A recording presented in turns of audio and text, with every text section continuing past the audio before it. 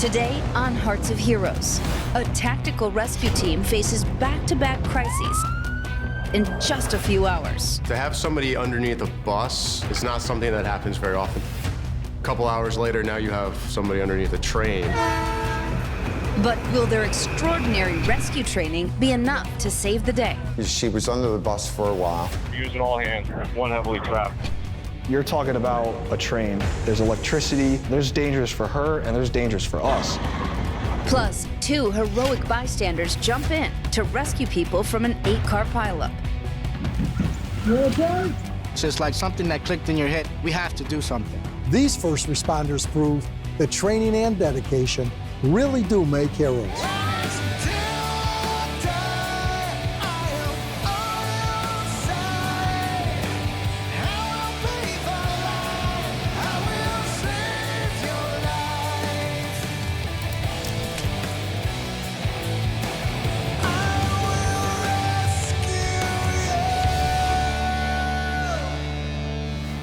Tactical rescue teams are an elite group of first responders, trained in an array of unique rescues, from swift water to specialized victim extractions. But extreme tactical rescues are fairly uncommon. So imagine being part of one of these teams, and you're called to perform not one, but 2 specialized rescues, each within a few hours of each other. Thankfully, these well-trained first responders were prepared for both. She got struck by a Metro North bus. Someone got ran over by a bus. She's under the bus. Getting her up to the hospital as fast as possible was paramount. All hands clear, now. A couple hours later, now you have somebody underneath a train. It was like game time again. It was like playing a doubleheader. It's not something that we experience very often. Just 34 miles outside New York City lays Stamford, Connecticut. It's the second most populous city in the state and home to 9 Fortune 500 companies. We live right next to New York City. We get all the commuters from New York that work in Stamford. We have about 120,000 permanent residents, but our daytime population can swell up to 200,000+. We have a lot of people passing through. It's a lot of activity. With so many people moving in and out of the city, first responders have to be prepared for any type of emergency. We're one of the few departments in the state of Connecticut that has a full-time staffed heavy rescue company. All of the members assigned to that firehouse have technical rescue training.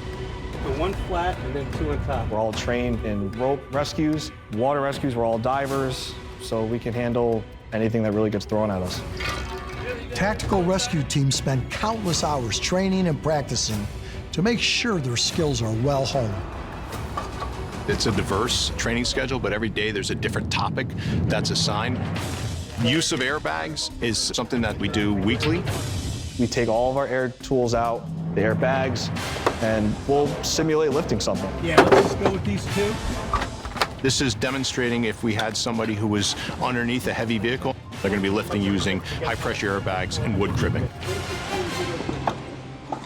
Rescuers set up blocks of 4x4s called cribbing on both sides of the airbags. The cribbing is placed there as a safety precaution. You're making that solid connection between the gap between the bus and the ground. If the bags fail or the bus comes down, it doesn't come back down on top. Once the cribbing is in place, the airbags slowly lift the machinery so the victim can be pulled from underneath the vehicle. We've lifted it about 5 inches, so we're able to get the wheels almost off the ground and quite a bit of room now to get the victim out. These types of rescues are highly unusual, but this specialized training was vital on a summer afternoon in 2022. We got the call for a pedestrian struck by a vehicle. Stand for 911. Someone got ran over by a bus. She's under the bus. Yep, we're on the way, yep. It was confirmed that she was pinned under the bus. Attention 1, Rescue 1, Medic 1, you'll be on TAP 1 for motor vehicle accident with injuries. We already multiple calls on this. I'll be there in about 3 seconds. I'll give you an update when I get there. We pulled up to the scene. There was a big commotion, and when you have a commotion like that, you're gonna be going to work. It's not uncommon to have people who are struck by a vehicle, but being struck by a bus and then being still under the bus was quite uncommon for us. We're using all hands, one heavily trapped under a city bus. She was responsive and she was very brave. She was calm, she was collected. How often do you actually look underneath the bus and you see somebody pinned? And then how often are they actually talking to you? It was almost like surreal. Captain Harriet said this will most likely be an airbag lift. The technical rescue I received you also on scene. Gonna need the airbag. Copy that, airbag. I was instructed to grab all the airbag equipment and start getting that set up and ready. Eric and Greg had already brought all the equipment over to utilize the bags. And then we also had to set up multiple crib stacks along the bus to capture the load. All right, Nick, stand by. We're just arranging some cribbing. Even though she was able to speak, her life was in serious danger. We weren't sure how much weight was actually on her. She could possibly still have some serious internal injuries from the compression. So getting her out and getting her up to the hospital as fast as possible was paramount. Coming up, first responders get called to a second life-threatening rescue. She slid down and ended up under the train. And later, 2 bystanders jump in to help several people in a highway collision. There's cars flipped over, there's cars on their sides. It's a lot going on. But first, a tip to keep you safe should you find yourself in danger. In threatening situations, many of us freeze up. It's natural and hard to overcome. If this happens to you, take deep breaths, evaluate your surroundings, and listen to first responders. Remember, in any emergency, stay calm, collected, and communicate. These 3 simple rules might just save your life.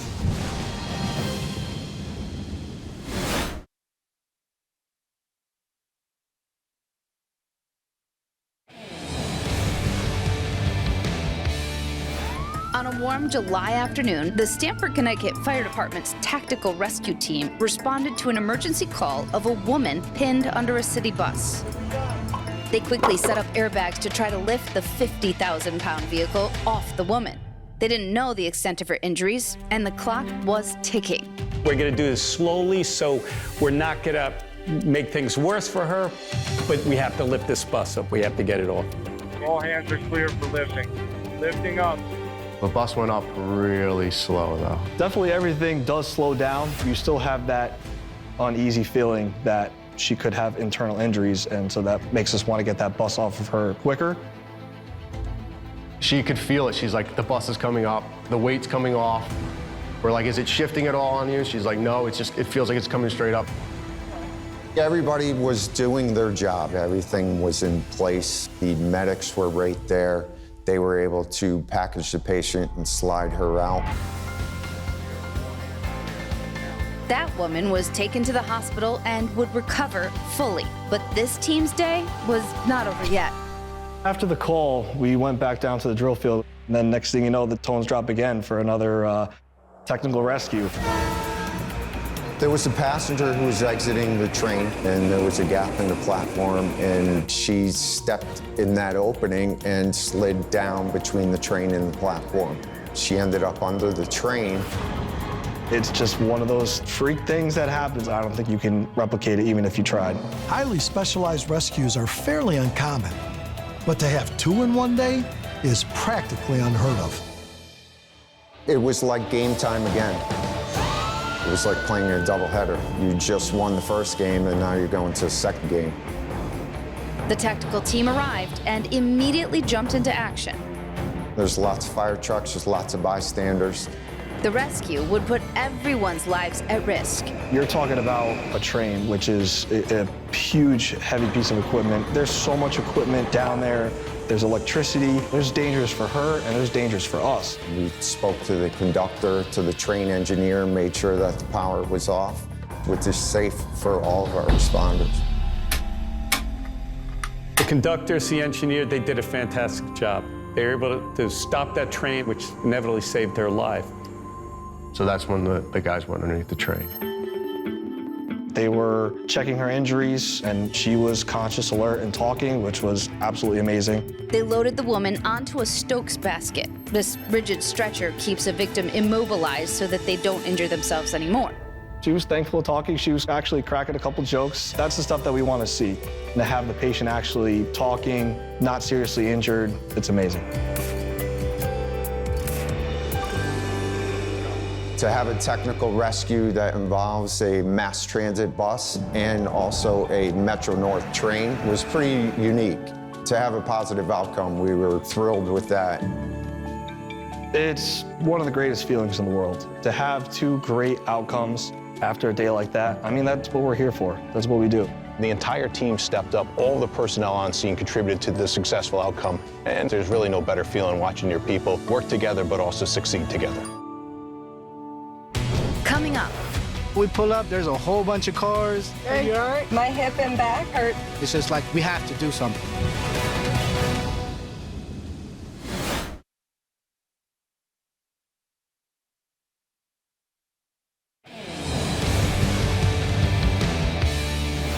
Anyone that lives in a big city knows that being caught in a traffic jam can be maddening. But for first responders who are trying to get to the scene of an accident, major traffic congestion can mean the difference between life and death.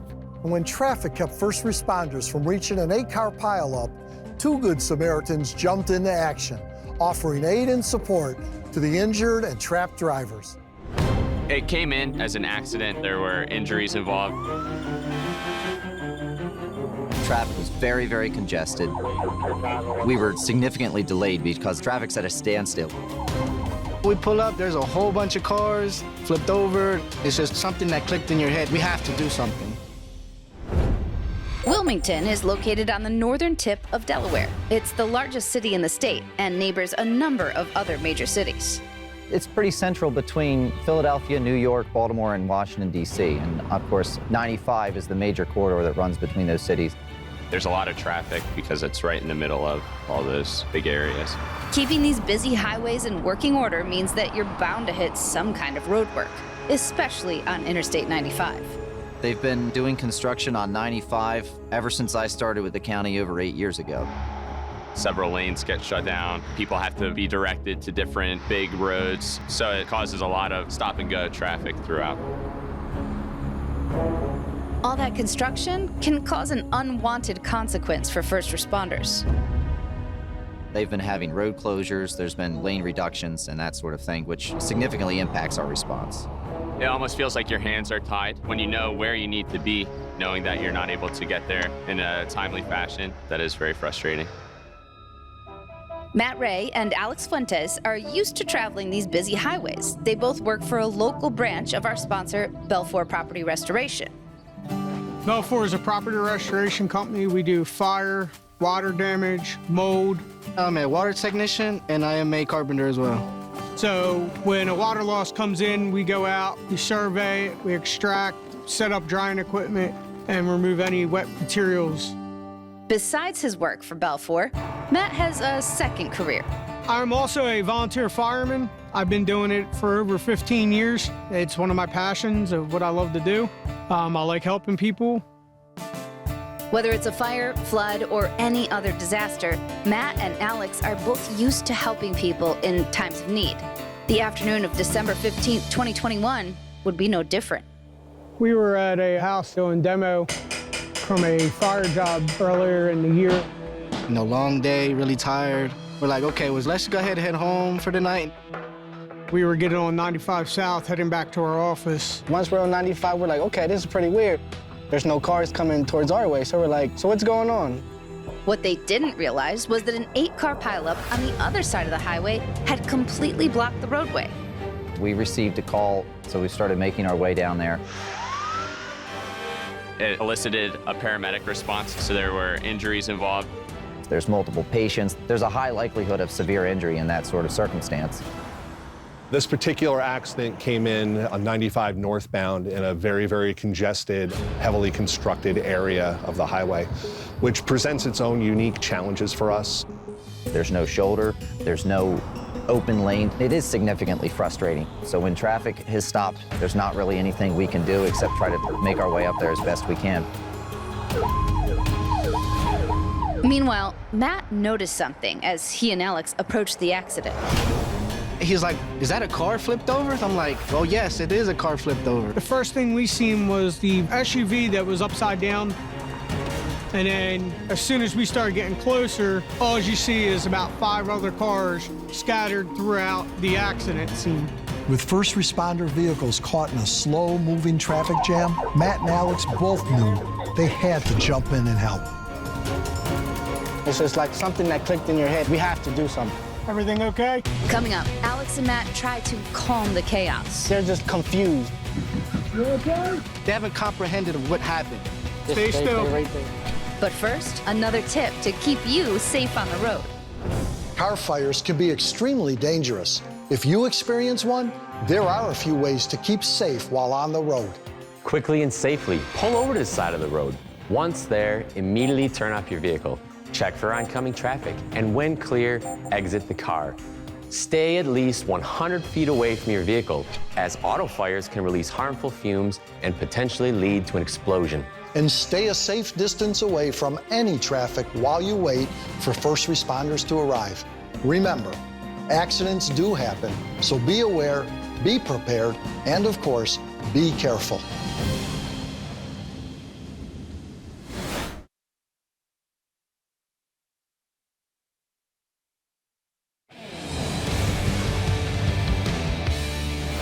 On a winter's afternoon in Wilmington, Delaware, an 8-car accident in a heavy construction area left Interstate 95 virtually impassable. Does anything hurt? With cars flipped and people injured, first responders had few options to get to the scene. Luckily, there were 2 good Samaritans passing by. We hop out, we get the gloves, and then we get straight to the scene. Turn around. As we start getting closer, all you see is about 5 other cars scattered throughout the accident scene. There's cars flipped over, there's cars on their sides. It's a lot going on. Alex and Matt immediately began to check on the injured. You okay? We go from car to car, we ask everybody, are you okay? Stay calm, help is on the way. We see people crawling off to the side. They're just confused, baffled. They haven't comprehended of what happened. Matt's experience as a volunteer firefighter gave him the skills to quickly assess the situation and administer aid to the victims. Everything okay? You go patient to patient and you triage them and you treat the worst injuries there, and if you can't, you just try to keep them calm until EMS gets there. One of the more severely injured was a woman still buckled in her vehicle. Matt instructed Alex to help her first. Just got to keep her calm, reassure that everything's going to be okay. Say, are you okay? My hip and back hurt. She had bottom injuries, her back was hurting. I really instructed her, not to move. No, stay still. Stay right there. Matt then began to check on the other victims. That way, when the ambulance crew does get there, you can give them a brief summary of everything, and it's just one step quicker for them to transport to the trauma center. We were significantly delayed because of that traffic. Traffic's at a standstill. It's very frustrating. It's very, very frustrating.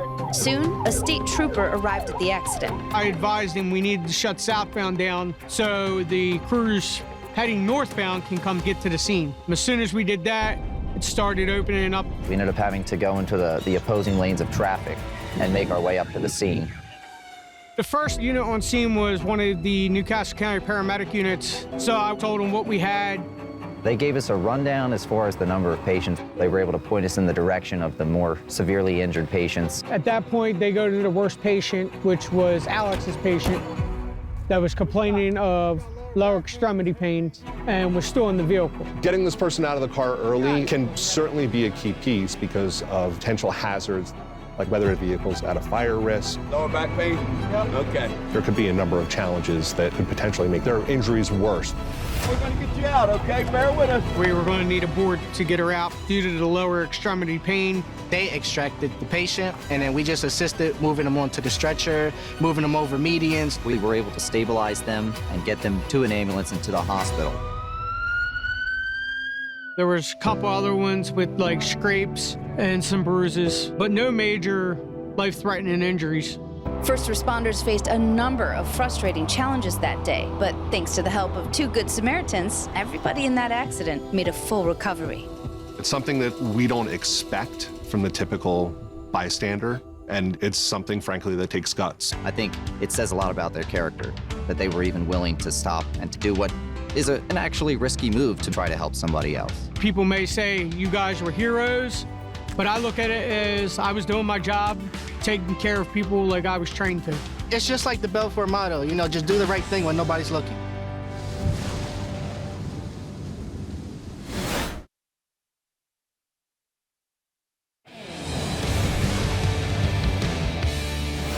We've seen how first responders are well prepared for any type of rescue, but we've also seen that you don't always need special training to make a difference. Sometimes being a hero simply means doing the right thing and helping those in need whenever the time calls for it.